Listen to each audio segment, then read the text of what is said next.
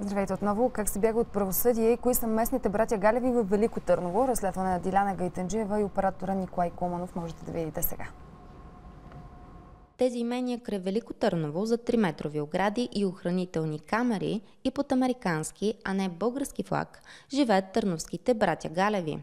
Така местните хора наричат двамата обвиняеми за лихварство в града – Жоро Американеца и Жоро Диска. Подобно на престъпните босове от Дупница, които избягаха и се укриха, търновските клиенти на прокуратурата спечелиха битката с Темида и след 3-годишно бездействие на държавата я осъдиха за забавено правосъдие.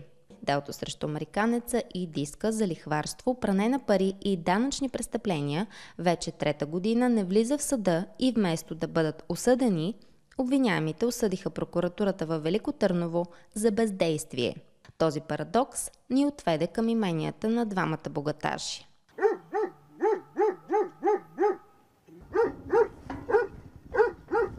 Посетителите на вилата на Американеца и Диска идват тук само с покана.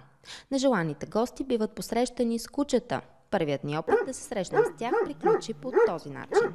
За да не бъдем нападнати от кучето пазач, се скриваме зад близката ограда. Охранителят на вилата на Американеца и Диска ни обяснява, че улицата се ползва като частна и нямаме място на нея. Защо сте блокирали улицата с кучето? Няма там, който мине, никой няма да мине оттам. Този палат има външен и вътрешен басейн, барбекю, фитнес център, спа с сауна и джакузи. Същите удобства Американеца ползва и във второто си имение край Велико Търново. Тази къща колко струва? Около 450 хиляди лева. А вътре може ли да влезем да снимам по съвет? Не, може да влезете. Имате ли басейн, джакузи? Вземете си хеликоптер да видите. Разбира се, че имам. Как? Защо разбира се? Аз нямам нищо да крия. Има данъчни, има полицаи. Така като гледам, криете се тези стени. Част от пострадалите потърсиха екипа ни заради бездействието на институциите в града срещу Американеца и Диска. Това е престъпна група, известна в Велико Търново като Търновските братя Галеви, занимавайки се единствено и само с лихварство, което е известно на всички в града, за което говори и броя на жалбите срещу тях съответно. Пострадалите са много. Размерите са огромни. Колко пари взехте на заем от тях? 10 хиляди първоначално. От 10 хиляди лева колко реално им върнахте? Над 200 хиляди са. Георги Лев. Диска? Да. Ми го каза, внимавай момче, защото ако не успееш всичко да си върнеш, ще ти изгорят децата и жената. На лихвите лихви. Това е нещо убийствено. На 10 хиляди лева да дадеш ти 200 хиляди лева. Питате ли как колко нощи не съм спал, работя 3500 декара. Почти сам той ме идва да помага. Това беше нещо страшно. Прокуратура, полиция, абсолютно всичко. Всичко тяхно. Да не съм жив да дочакам някакво възмездие. Да не вярвам. Лихвите ощяха да бъдат на 5%. Те слагат на лихвите лихви и отиват на 10-15% на месец. 1000 лева като вземеш, му върнеш 20 хиляди. Загубихме го имота, защото синковица имаше да им дава там 4-5 хиляди лева. На кого точно? На американци на Диска. И от 4 хиляди, от 5 хиляди станаха на 12, от 12 на 60 хиляди станаха изведнъж. Жоро Американец парадира с това, какви пари изкарва. По 200 хиляди лева на месец. От лихви. Притискането е силово, разбира се. И заплахите са спрямо семейство, членове на семейство, деца, ако има продажба на органи, става въпрос. Каква е заплахата? Че ще продаде органите, ако не може да се погасяваш вноските. Този мъж е бил нападнат и пребит през нощта в дома си, тъй като не е искал да прехвърли бизнеса си. Взех ми панталона на Диска, целия в моя кръв. В лабораторията излезе, че моя кръв, доказано. Диска е бил там на място. Да, той Диска. Американеца? Диска, американец, някой скорпион. Шефа на районното им позволи да ходят да си измият и да сменят дреха. Жените им носили нови дрехи. Казали не смени. Това са хора, стоят за тях много високо ниво хора. Политици. София, политици и всякакви, защото те работят с техните пари. лихви, лихвари и така нататък. Вие занимавате ли се с лихварство? Не. Има 400 тома това разследване, Така. което включва разпити на около 300 човека. Така, те знаете ли, че те 300... от вашия така наречен така, бизнес, те, който знаете ли, че според те... тях е лихварство? Така, няма нищо общо. Да, не се А занимаваме. откъде са ви тези пари? Вие имате запор момиче, за 9 милиона Така, лева. ами даде, те Вие са само сложили едно и имате също нещо, го бяха за 3 сложили. милиона и половина лева запори. Откъде имате тези пари? Ама те запори не са реални, разбирате ли? Това искам да ви обясня. Как не са реални? Ами не са реални. Комисията Това момче има един апартамент. Установяване на имущество придобито престъпна дейност е поискало запор, запорирало ви имущество за 3 милиона и половина на вас, а на господин Илиев за 5 милиона. Къде са тези пари? А вие тези 5 милиона имате ли ги? Те ли са 5 Да, вкъщи в гаража полицайите ги търсиха и можаха да ги намерят. Вие с лихварство занимавате ли се? Не, естествено. Давали ли сте пари? Давал съм на приятели частично.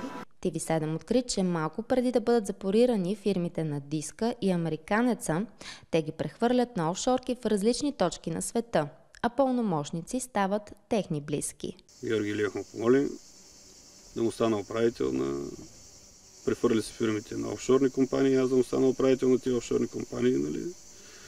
За да не му запорират магазини, имоти, каквито има на тия фирми и така нататък. Вие реално поемате вината им. Как се получава с тези офшори? Има ли проблем да ни кажете с какво занимават тези офшори? Или просто да си признаете, че вие поемате вината на Американеца и Диска, за да не им се запорират фирмите, които реално са прехвърлени на офшори? Според 300 души те занимават с лихварство. И всъщност тези пари, които са акумулирани по тези сметки, по тези офшорки, всъщност са пари на хората във Велико Търново, които са останали на улицата. Една от заплахите към длъжниците е, че децата им ще бъдат продадени на черния пазар за органи. След такава заплаха и отказ на полицията да го защити, един от потърпевшите е избягал от България и се свърза с екипа ни по телефона от Германия. Почнаха заплахите от тяхна страна, въпросния журналист. Знаеш, защото вика роднини, талаци, вика добре си, няма проблем, вика черния пазар за органи и върви печи, но там може да стигне. Вика, но там аз в полицията. Това е оплакване, точно като излизам от полицията, въпросните хора ме чакат пред районното в Търново с 3 коли. Нали, пред самото районно, вижте каква наглост. Аз излизам и те ми викат, какво, жалба ли подаваш? Викам, да, жалба подавам. Той вика, ти не знаеш ли, че тя полицията е наша, какво правиш тук? И след това дори и палежа на къщата, където живеем през нощта. Спърлиха запалителна течност. Посред нощ, точно детето не знам как го преживее, то беше на 7 години. Скъпи лимузини, круизи на Карибите, ваканции в Париж, Италия, Швейцария и Лас Вегас са само част от разходите на двамата обвиняеми.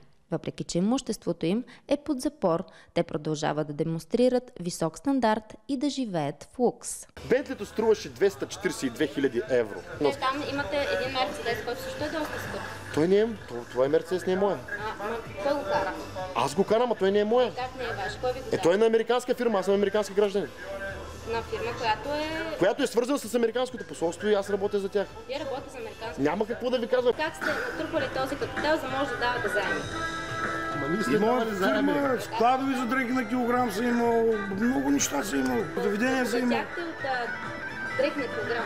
От дрехи на килограм са изкарвали добри складови имаш. При срещата ни с Диска и Американеца на масата до тях е и третият обвиняем за лихварство Георги Аврамов – Гюро. Според обвинението, парите са давани от Американеца и Диска, а Гюро е подписвал договор с длъжниците, които са принуждавани да прехвърлят имуществото си на него. Сред разпитаните по делото е и депутатът от ДПС Хасан Хаджи Хасан, тъй като негов джип за 100 000 лева е прехвърлен на Гюро. Защо един депутат ви е прехвърля на вас джип?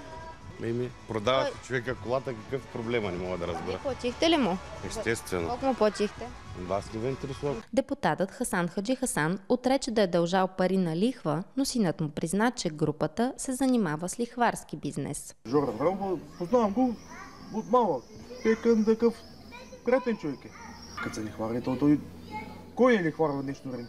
Според материалите по делото, Гюро е раздавал заеми за около 1 милион лева. На вас не ви ли тежи на съвестта, че вие сте взимали имотите на хора, които са останали на улицата? Не ви ли тежи на съвестта, че има 2 жени, които са самоубили? Не ви ли тежи на съвестта?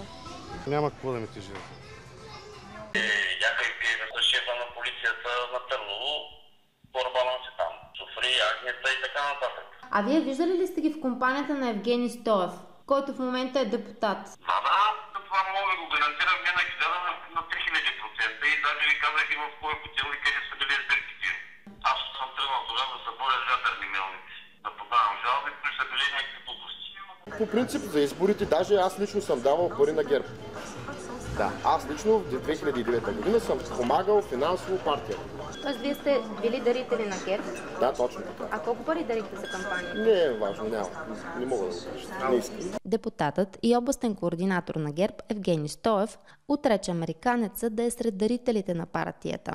Той е депутат за втори мандат, а преди това дълги години е оглавявал НАП във Велико Търново. В материалите по делото се посочва, че американеца и Диска се разследват за източване на ДДС чрез свързани фирми при внос на месо на занижени цени. Името на Евгений Стоев изплува в доклад на Министерството на финансите, според който като данъчен шеф, заедно с още 14 свои служители, са възстановили неправомерно ДДС в размер на 3 милиона и 600 хиляди лева на фирми, чийто пълномощник и счетоводител е била и съпругата на Евгений Стоев. При опита ни да го потърсим за коментар, депутатът се заключи в автомобила на свой приятел и избяга. Заключвате се и бягате от въпросите. 5 минути по-късно депутатът се прибра пеш с надеждата, че сме си тръгнали. Има ли чадър на фирми, които са източвали ДДС? Според този доклад на инспектората, вие заедно с... Точно за периода, в който сте били шеф. Вие заедно с съпругата ви, която е пълномощник... която е пълномощник на тези фирми. Сте спомогнали, според този доклад, да бъде източено ДДС от държавата, примерно в размер на 3 милиона и половина лева. Как ще отговорите? Защо? Ще отговоря да спалите много поздрави на телевизията. Айде! А защо бягате? Вие нали сте депутат? Като депутат, ако знаете и сте чели Конституцията, сте депутат на всички българи. Ви трябва да няма проблем да отговорите. Американеца и Диска твърдят, че разработката срещу тях е започнала, защото не са платили подкуп.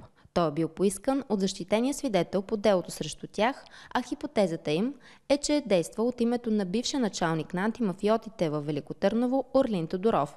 Името му нашумя през последния месец, след като прокуратурата повдигна обвинение на Цветан Цветанов, тъй като 6 пъти е отказвал да разпише разрешение за използване на СРС срещу Орлин Тодоров, разследван за длъжностно престъпление. Те казаха, че просто искат някаква сума, че трябва да се плащам. Това било... Как на месец? Или... Не, поискаха една сума и така. В СРС-тата споменават 100 хиляди. Аз не знам какво се споменава в СРС-тата. Нямам право да говоря. Аз знам, просто разберете, не мога да... Да, така е, за 100 хиляди лева, така е, да. И просто не мога да говоря повече. За това нещо няма как. Води се дело срещу господин Орлин Тодоров. Орлин Тодоров отказва среща с журналисти заради делото срещу него. Няма никакво такова нещо. Добре, тук какво иска? Той има и. Те много през време ме не съм слушал. Що не ги чувате с работите за медийска? Той що не ти да се оплаче? Други му искаха парите, ама има някои, които желаяха да не се извърши тази реализация. Поради тази причина му държаха една година Белкин да се затвори устата, Белкин ми стане нещо, Белкин му отрепи някои и т.н. Нещата са много сериозни. Американеца пак се хвали, че дали на някакви отговорни хора в София 200 хиляди лева да им спрат делата или да им ги прехвърлят в София и там да им ги спрат, да не се стига до съд, до дело, да са някъде да се потулят. След като се съберат всички необходими доказателства, по преценка на наблюдаващият прокурор се предприемат съответните действия по смисъла на НПК. След 3 години разследване във Велико Търново, делото срещу американеца и Диска е прехвърлено в специализираната прокуратура в София, тъй като са събрани данни, че се касае за организирана престъпна група. За последните 9 месеца по него са се сменили 2 наблюдаващи прокурори. Първият е командирован в друга прокуратура, вторият е станал заместник правосъден министър, а третият обвинител, който е разпределен да поеме разследването, Пламен Евгениев, научи от нас, че е наблюдаващ прокурор по това дело. След като осъдиха прокуратурата за бездействие, обвиняемите обявиха, че ще съдят България и в Страсбург. Интересни неща са. Ще съдят България и в Страсбург и хубав финал за този репортаж. Да. Ние сме наистина страната на неограничените възможности, както се вижда.